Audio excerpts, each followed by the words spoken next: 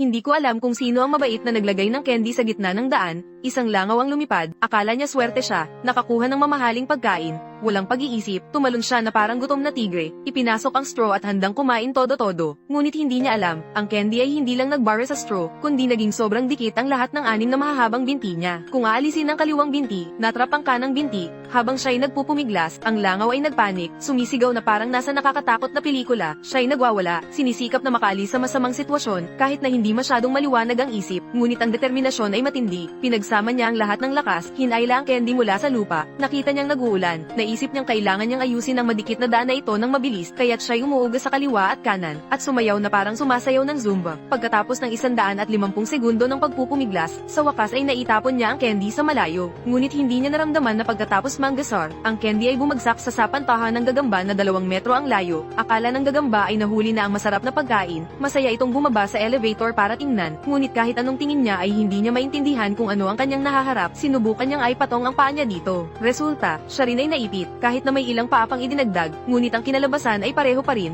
mas lalo pang damaykit. Pagkatapos ng 2.5 segundo ng pag-iisip gamit ang medyo baliw na ulo, nagpasya siyang kumapit sa sanga ng puno, todo-todo pa rin ang lakas na hilahin ito. Ang resulta ay may malaking butas ang sapantahan ng gagamba, wala siyang magawa kundi yakapin ang kanyang sarili at umiyak ng tahimik sa loob, ngunit kailangan pa rin niyang maging matatag at pumasok sa elevator, iniwan ang labanan sa likod at nag-ipon ng lahat ng lakas ng loob, itinapon ang candy sa ibang lugar, hindi niya inaasahan, ang candy ay tumama sa bantay sa bilangguan, na nagdulot sa kanya na maipit din sa kanyang pwesto. Kahit anong pilit ay hindi siya makaalis, napilitan siyang magpanggap na pagod at humiga ng hindi gumagalaw, naghihintay ng pagkakataon, mabilis na itinulak ang candy palayo. Sayang, sa pagkakataong ito, ang kuhol ay naging susunod na biktima, hindi pa natatapos ang kanyang mga utang, ngayon ay may dagdag pang hindi kanais-nais na ari-arian, wala ng oras para magreklamo. Ang kuhol ay gumugol ng 2 oras at kalahati na naglalakad patungo sa batong malapit, nagkikiskisa na parang naglilinis ng patay na selula, naghihintay na damaykit ng maayos ang candy. Siya ay bumalik, nagon ng turbo, at tumakbo ng buong lakas. Pagkatapos ng 150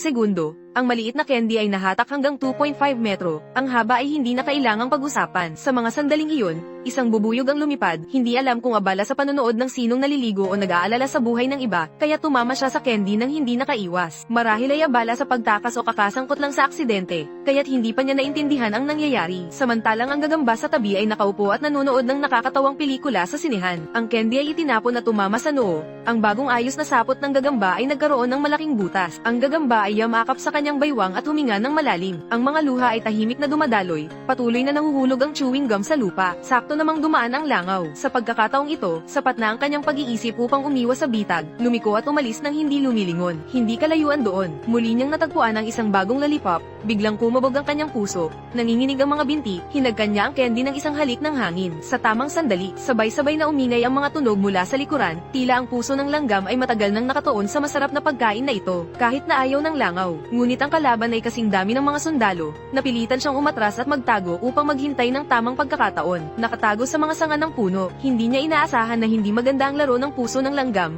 buhat-buhat ang buong lollipop at biglang nawala. Habang iniisip ito, lalo siyang nagalit, nagpasya siyang bumaba at magbigay ng isang kagat. Ang langgam na may dalang lollipop ay sumasakit sa sobrang sakit, biglang nagbigay ng senyales ang pinuno ng mga langgam, huminto kaagad, may nakatagong kaaway. Matapos matanggap ang senyales, agad na bumilis ang buong grupo na parang hangin. Kahit na nakatakas ang pinuno, ang candy ay naiwan sa labanan na walang tumulong. Tinawag ng langaw ang kanyang mga kapatid na lumipad na maingay na parang naglalakad ng tatlo. Ang hukbong panghimpapawid ay pumasok sa laban. Ang bilis ay nagbigay daan sa pag-atake. Sa isang iglap ay nahuli ang daan ng pagtakas ng puso ng langgam, na bumuo ng isang malaking estratehiya. Lumipad ng paikot-ikot ng 749 na beses na nagdulot ng pagkahilo sa mga langgam, at sinamantala ang pagkakataon na agawin ng candy bago ito hilahin palayo. Pero hindi inaasahan na ang mga langgam ay hindi basta-basta kumapit sa candy ng sobrang dikit. Bilang resulta, ang magkabilang panig ay naghatak-hatak at walang gustong umatras. Upang makaalis sa sitwasyong ito, napilitang huminto ng biglaan ang langaw na nakabitin sa hangin. Ang candy ay nahulog ng malaya sa lupa. Napilitan ang magkabilang panig na iwanan ng payat na candy at tumalon pababa upang magagawan. Sa wakas, nagtagumpay ang negosasyon. Hinati ang bawat panig sa kalahati at mabilis na tinipon ang bawat piraso ng patas na bahagi upang hindi magkasakitan. Masayang lumipad pa uwi ang langaw,